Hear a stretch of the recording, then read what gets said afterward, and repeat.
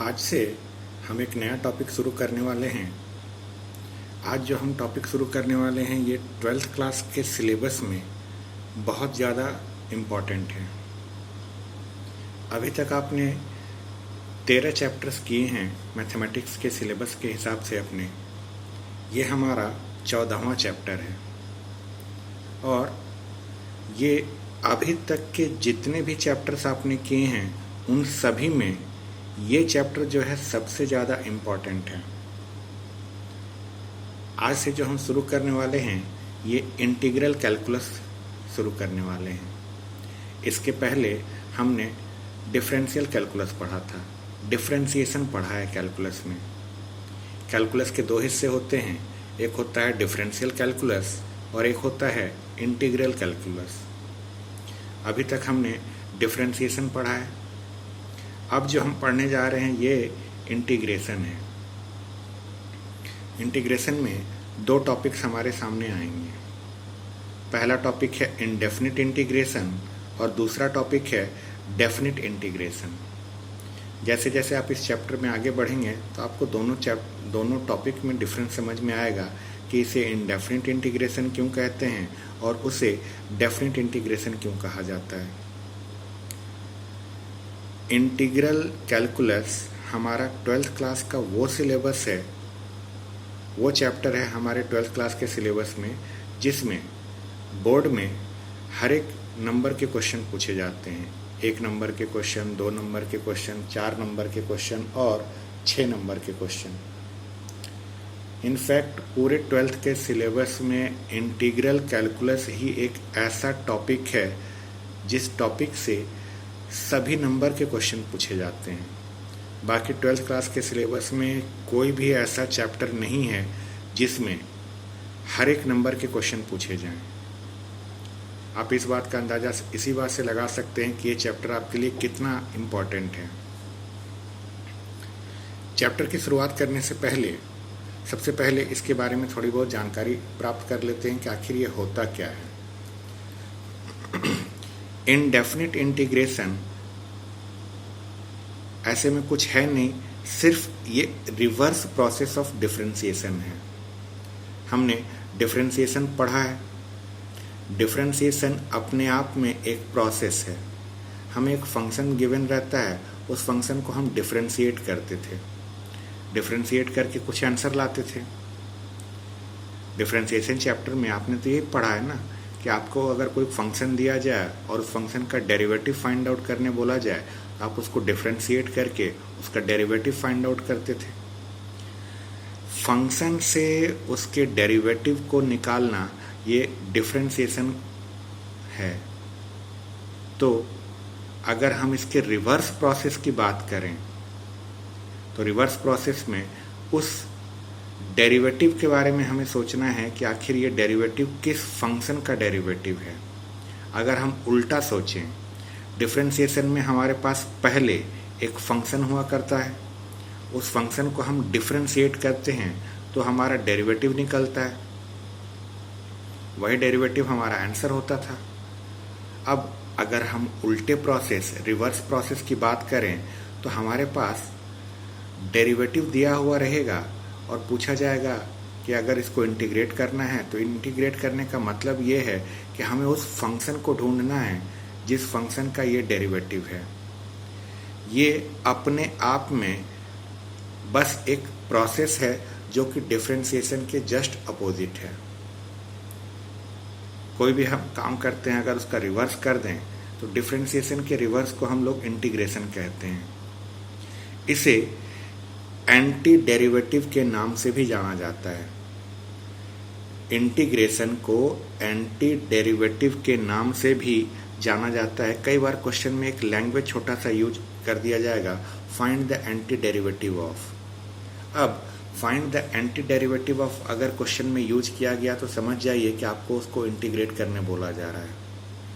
इसे एक और नाम से बुलाया जाता है। चूँकि अभी अभी आपने पढ़ा था कि डिफरेंशिएशन का जो रिवर्स प्रोसेस है उसे हम इंटीग्रेशन कहते हैं, तो ये एंटी डेरिवेटिव नाम जो है ये इससे कहीं ना कहीं मैच करता हुआ नज़र आ जाता है। बच्चे को एक बार समझ में आ जाता है कि अगर एंटी डेरिवेटिव बोला जा रहा है तो इसका मतलब डेरिवेटिव का उल्टा यानी डिफरेंशिएशन का उल्टा, तो वो इंटीग्रेशन समझ में आता है। लेकिन जो इसका दूसरा नाम है, इंटीग्रेशन का जो दूसरा नाम है वो प्रिमिटिव है। प्रिमिटिव वर्ड से बच्चे को ये समझ में नहीं आता है कि इंटीग्रेशन है। आप बस इसे इस तरह से समझिए कि इंटीग्रेशन के ये दोनों पर्यायवाची शब्द हैं। एंटी डेरिवेटिव बोला जाए या प्रिमिटिव बोला जाए, दोनों का मतलब इंटीग्रेशन होता है। अब डिफरेंशिएशन में हमने क्या पढ़ा था? डिफरेंशिएशन में हमने ये पढ़ा है, मान लीजिए हमारे को fx प्लस सी एक फंक्शन है। fx प्लस सी ये पूरा हमारा एक फंक्शन है और इस फंक्शन को अगर हम डिफरेंशिएट करें तो डिफरेंशिएट करने पर कुछ ना कुछ तो आता था। मान लीजिए वो हमारा कैपिटल fx आए, हमने स्मॉल fx प्लस सी को डिफरेंशिएट किया और ऐसा करने से हमारे को अगर कैपिटल fx मिल गया तो इसका उल्टा प्रोसेस क्या होगा? उल्टा प्रोसेस ये होगा कि हमें fx दिया जाए और हम इस fx से ये fx प्लस सी निकाल लें। तो इसी को कहा जाएगा कि इंटीग्रेशन ऑफ कैपिटल fx, यानी इस कैपिटल fx का इंटीग्रेशन करने पर मुझे क्या मिलना चाहिए? fx प्लस सी। यानी जिस फंक्शन को डिफरेंशिएट करके कैपिटल fx लाया गया, उस कैपिटल fx को इंटीग्रेट करने का मतलब है कि उस फंक्शन को वापस लाना। अब यहाँ पर इंटीग्रेशन ऑफ कैपिटल fx हमारे fx प्लस सी है।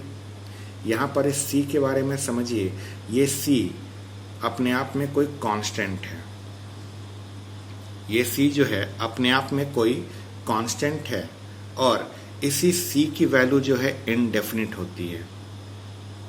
ये जो c है इसी c की वैल्यू इनडेफिनिट होती है, मतलब हमें ये डेफिनिट नहीं है, हमें ये निश्चित तौर पे पता नहीं है कि c की वैल्यू है क्या। एक्यूरेट c की वैल्यू हमें कभी नहीं पता चलती, इसलिए इसे इनडेफिनिट नाम दिया गया है और इसी के कारण इस चैप्टर का नाम इनडेफिनिट इंटीग्रेशन पड़ता है। इनडेफिनिट इंटीग्रेशन केवल इस c के कारण हो रहा है, क्योंकि इस c की हमें एग्जैक्ट वैल्यू नहीं पता रहती है। अगर इस c की एग्जैक्ट वैल्यू पता चल जाए तब हम इसको कहते हैं डेफिनिट इंटीग्रेशन। डेफिनिट इंटीग्रेशन और इनडेफिनिट इंटीग्रेशन में बस यही एक फ़र्क है कि इनडेफिनिट इंटीग्रेशन में c की वैल्यू हमें पता नहीं चलती है और डेफिनिट इंटीग्रेशन में c की पर्टिकुलर कोई वैल्यू हमें पता चलेगी। ये जो c है ये कोई भी कांस्टेंट हो सकता है। c जो है ये कोई भी अपने आप में कांस्टेंट हो सकता है और इस c को हम आर्बिट्री कांस्टेंट के नाम से जानते हैं। आर्बिट्री कांस्टेंट, केवल कांस्टेंट नहीं कहा जाता इसे आर्बिट्री कांस्टेंट के नाम से जाना जाता है। अब यहाँ पर आपको एक चीज़ और समझना है कि ये आर्बिट्री कांस्टेंट क्या होता है। अभी तक आपने केवल कांस्टेंट वर्ड सुना होगा। मैथमेटिक्स पढ़ते पढ़ते आपने अक्सर सुना होगा कि मैथमेटिक्स में वेरिएबल्स होते हैं और कांस्टेंट होते हैं। इनफैक्ट पूरे मैथमेटिक्स को अगर देखा जाए तो पूरा मैथमेटिक्स ही दो पार्ट में डिवाइडेड है। या तो मैथमेटिक्स में हम वेरिएबल्स की बात करते हैं या मैथमेटिक्स में हम कांस्टेंट की बात करते हैं। यहाँ पर आज आपने एक नया वर्ड देखा, आर्बिट्री कांस्टेंट। ये आर्बिट्री कांस्टेंट क्या होता है? आर्बिट्री कांस्टेंट और कुछ नहीं। हिंदी में अगर आर्बिट्री का मीनिंग देखा जाए तो हिंदी में आर्बिट्री का मीनिंग होता है मध्यस्थ। मध्यस्थ का मतलब बीच वाला, जो बीच में रहे। किसके बीच में? वेरिएबल और कांस्टेंट के बीच वाले हिस्से को आर्बिट्री कहा जाता है, आर्बिट्री कांस्टेंट। आर्बिट्री कांस्टेंट अपने आप में कांस्टेंट तो है लेकिन वेरिएबल की तरह एक्ट करता है। अब आप बोलेंगे कि ये कैसा कांस्टेंट है जो वेरिएबल की तरह एक्ट करता है? अभी अभी हम बात कर रहे थे कि fx प्लस c में हमें c की वैल्यू पता नहीं रहती कि c की वैल्यू है क्या।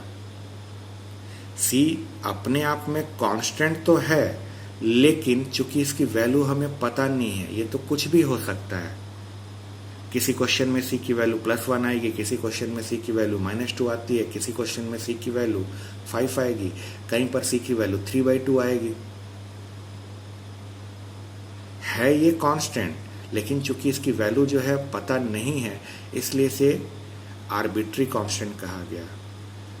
अब बोलिएगा कि अगर c की वैल्यू कहीं पर 1 होती है, कहीं पर -5 होती है, कहीं 3/2 होती है, तो इसे कांस्टेंट क्यों कहा, वेरिएबल कहते? क्योंकि ऐसा तो वेरिएबल के साथ होता है। हमने तो यही पढ़ा है कि x की वैल्यू कभी फिक्स नहीं रहती है, कहीं पर x की वैल्यू 1 हो जाती है, कभी x की वैल्यू 2 हो जाती है, कभी x की वैल्यू -5 हो जाती है। आपने x की वैल्यू के बारे में जो पढ़ा है वो बिल्कुल सही पढ़ा है। तो आप पूछेंगे कि तब उसको वेरिएबल क्यों कहे और इसको कांस्टेंट क्यों कह रहे हैं आप, जब यहाँ पर c भी अलग अलग वैल्यू ले रहा है। x ने अलग अलग वैल्यू लिया तो हमने x को वेरिएबल कह दिया कि x जो है अलग अलग वैल्यू ले रहा है। c भी तो अलग अलग वैल्यू ले रहा है, तो c को आर्बिट्री कांस्टेंट क्यों कहा गया? c को आर्बिट्री कांस्टेंट इसलिए कहा गया क्योंकि c की वैल्यू हमें एग्जैक्ट पता नहीं है कि ये क्या होगी। हाँ, लेकिन एक बार अगर c पता चल गया कि c जो है 1 है, तब आप उसे चेंज नहीं कर सकते। आपको c को 1 ही लेना पड़ेगा, उसको आप 2 नहीं कर सकते। लेकिन x की वैल्यू अगर 1 है तो वहाँ पर हम बोलते थे कि x वेरिएबल है। क्यों? आपने बहुत सारे क्वाड्रेटिक इक्वेशन सॉल्व किए होंगे जिसमें x की दो वैल्यू आती है। इनफैक्ट जितने भी क्वाड्रेटिक इक्वेशन आपने सॉल्व किए होंगे, हर क्वाड्रेटिक इक्वेशन में x की 2 वैल्यू आती होगी। क्या जरूरी है कि हर बार x की दोनों वैल्यू सेम रहे? कई बार कई क्वेश्चन में आपको x = 3 एंड x = -5 ऐसा आता होगा। यानी सोचिए, x की वैल्यू 3 भी है और x की वैल्यू -5 भी है। एक ही क्वेश्चन के लिए था। एक ही क्वेश्चन में आपने x की वैल्यू 3 भी ली, उसी क्वेश्चन में आपने x की वैल्यू -5 भी ली। लेकिन यहाँ पर आर्बिट्री कांस्टेंट का मतलब ये है कि c की वैल्यू या तो एक बार में या तो +1 आएगा या एक बार में -5 ही आएगा। ये दोनों नहीं हो सकता। पर्टिकुलर किसी एक क्वेश्चन के लिए c की 2 वैल्यू नहीं हो सकती। लेकिन क्वाड्रेटिक इक्वेशन में हमने x की 2 वैल्यू देखी है। क्यूबिक इक्वेशन अगर रहे तो हम x की 3 वैल्यू देखते हैं। एक ही क्वेश्चन में x की 3 वैल्यू आ रही है, इसलिए उसे वेरिएबल कहा गया था। आर्बिट्री कांस्टेंट करने का मतलब ये है कि c की वैल्यू जो है अभी डेफिनेट नहीं है कि क्या होगी, लेकिन अगर एक बार पता चल जाए कि एक क्वेश्चन में c की वैल्यू 2 है, तो उस पूरे क्वेश्चन के लिए c की वैल्यू 2 ही रहेगी।